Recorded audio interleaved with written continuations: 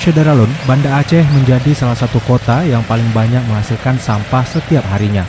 Dalam sehari, menurut data Dinas Lingkungan Hidup dan Kehutanan atau DLHK, di kota Banda Aceh menampung sampah sekitar 230 ton sampah, baik sampah organik maupun non-organik. Sampah-sampah yang dihasilkan berupa sampah sisa makanan, sampah kayu, serta sampah plastik. Sementara itu, sepanjang tahun 2020, sampah yang masuk ke dalam TPA Gampung Jawa sekitar 80 ton banyaknya.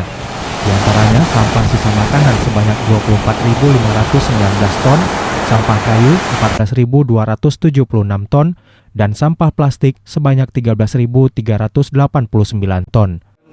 Yang di Kampung Jawa sekitar 180 sampai dengan 230 ton per hari. Per hari.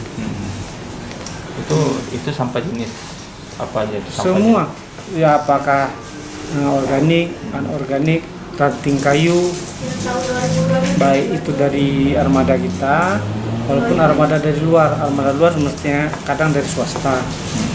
Dari swasta, ada dari becak swasta, ada dari pickup swasta, terus dari angkatan tentara kan sering buang langsung mereka.